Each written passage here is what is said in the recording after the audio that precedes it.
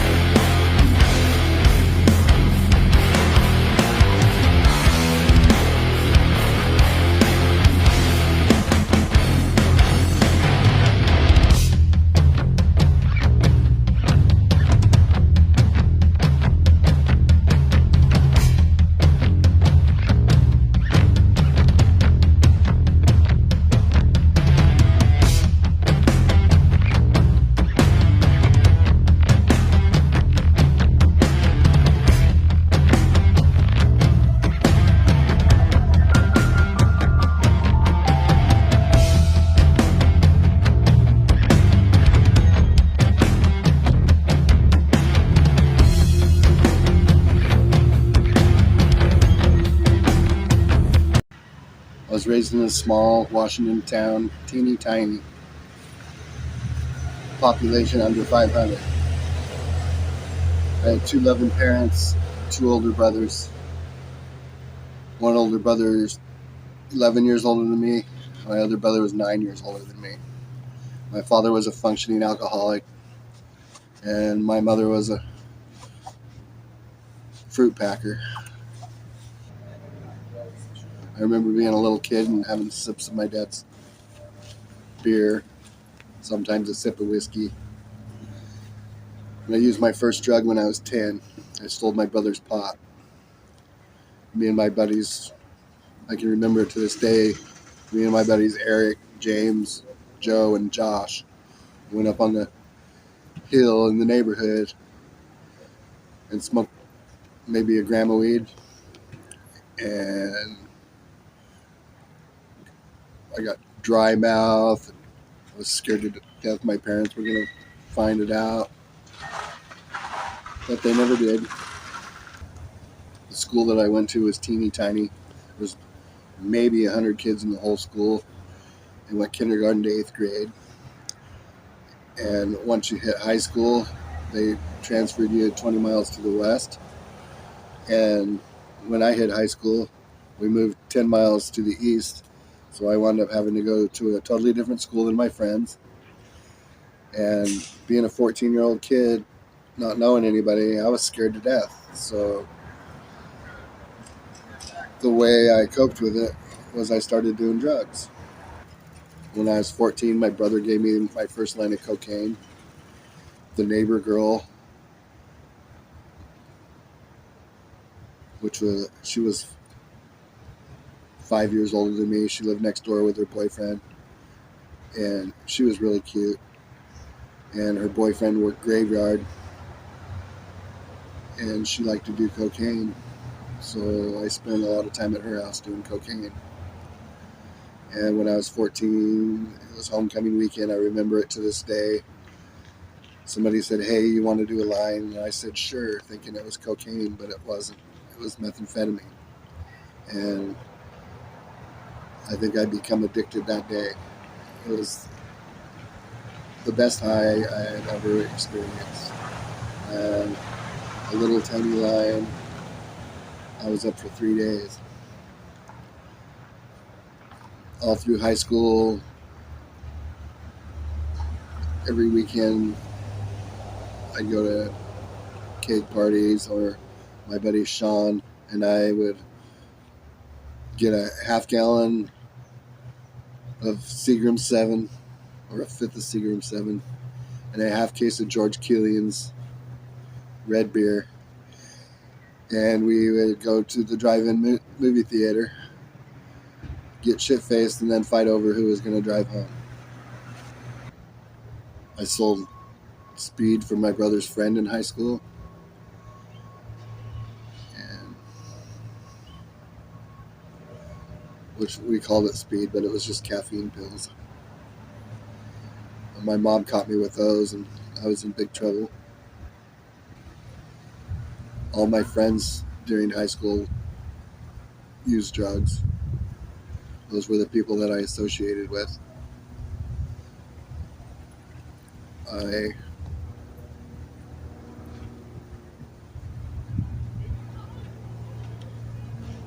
I can remember going to cake parties and drinking until I passed out or blacked out. Going home with black eyes, not knowing how I got them. Waking up to somebody saying, "Hey, should I piss on him?" Passing out in somebody's garage because I couldn't make it home. 18, I've moved out of my parents' house and experienced the kind of freedom that you dream about when you're a kid. And I did drugs, lots of drugs. Every girl I ever dated did drugs. All my friends did drugs. And life was one big party until it wasn't. I met my son's mother when I was 21. We were together for 4 years. She liked to do drugs. I did drugs. We did drugs together. After we'd been together for 4 years, she got pregnant with my son. And the whole time she was pregnant, I quit doing drugs. I was clean for a little over a year. She had my son, and 6 months after that, we split up. And I got custody of my son because she didn't want custody. She'd rather go off and party with her boyfriend. I got custody of my son, and I kept doing drugs. We lived at my mother's, and when my son went to bed, I would go out and party. I would go out and drink and do methamphetamine, go home and be up for a couple days, and then crash out and then be mad at my son because he wanted attention. Looking back on that part of my life, I regret deeply because it took away from my son's childhood. I wasn't there for him. I took him to functions, but wasn't really there. I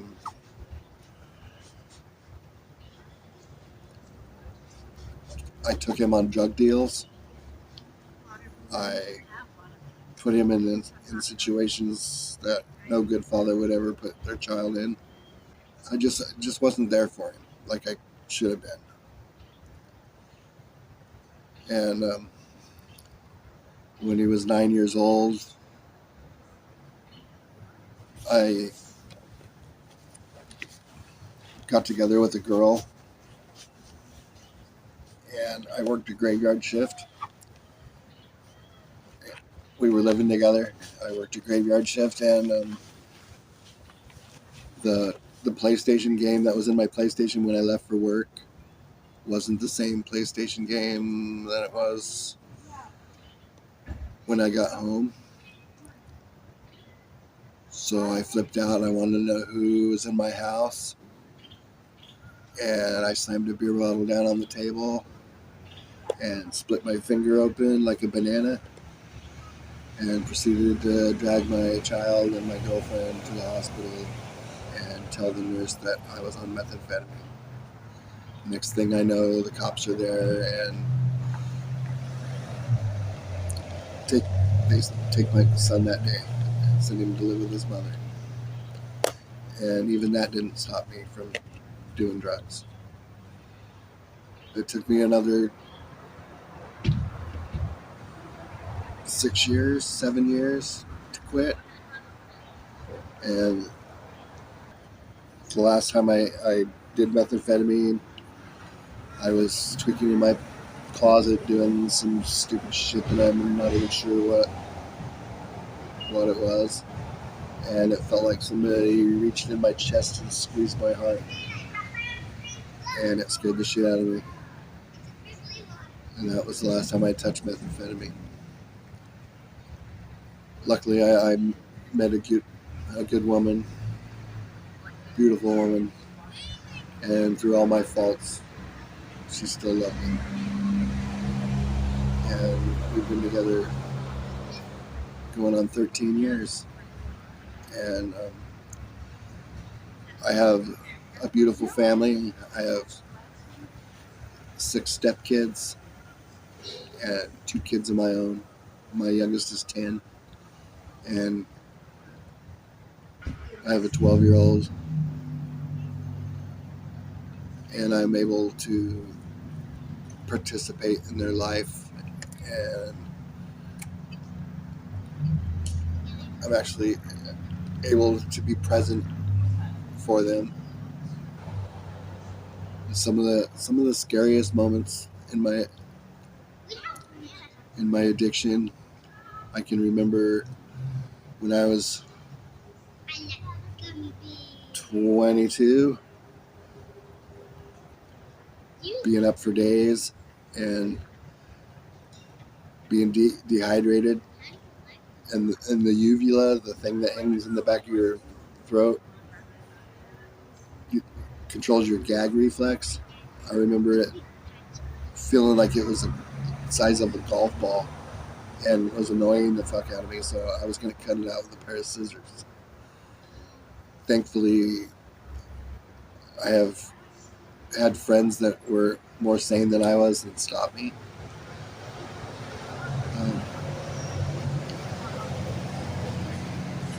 I never really liked smoking methamphetamine because it really didn't get me high. I always snorted it or inhaled it through my mouth. But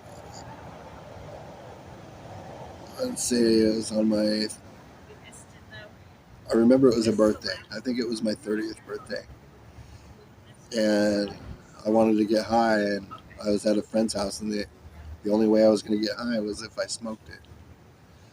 So I smoked it, and then I came out of that house with my head spinning 100 miles an hour, or 1,000 miles an hour. And from that day forward, I smoked it. And through smoking it, I wound up in the ICU twice for lung failure. I had a life flight helicopter ride. So it's pretty scary when you wake up tied to a bed with tubes shoved up your Johnson and IV lines poked in your arms and something down your throat,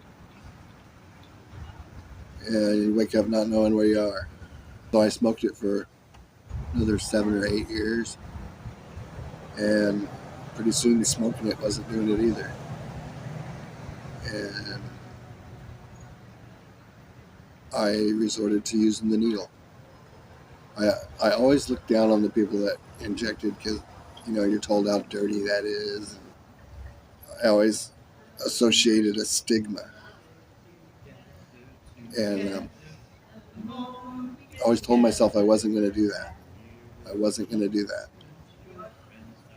Well, I wound up doing that. And in the beginning, I was told myself, I'm gonna be the smart junkie. I'm gonna use the alcohol swabs. I'm always gonna use a clean needle. I'm only gonna do it cautiously. That didn't last long. I've used mud puddle water. I've used Mountain Dew. I've used a community pot where everybody sticks the needle in and draws from the same source. I've used a needle after somebody else. Used the same needle multiple times to where it barely poked the skin. I don't blame anybody for my drug use. I brought it all on myself. I had a pretty decent childhood. I didn't have to take that first line of cocaine from my brother. I didn't have to smoke or steal my brother's marijuana. I know today that it was all my choices and my actions. My biggest accomplishment in recovery is being comfortable with myself. Today I'm comfortable with myself. I can look myself in the mirror and not be disgusted by the person that looks back at me. The goal of my channel is to reach the millions of people that watch YouTube and bring the message of recovery. I'd like to say I owe my sobriety to my wife. Without her believing in me, it would have been a lot longer and harder road. So for that, I thank you and I love you. I want everybody to know that if you struggle with addiction, there's plenty of help out there. All you got to do is want it.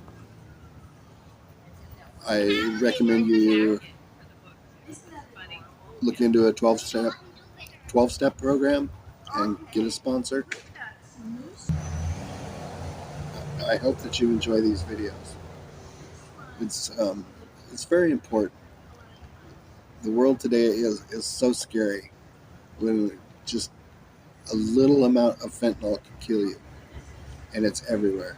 It floods our streets, floods our schools, floods our communities, and it's tearing at the fabric of this country. And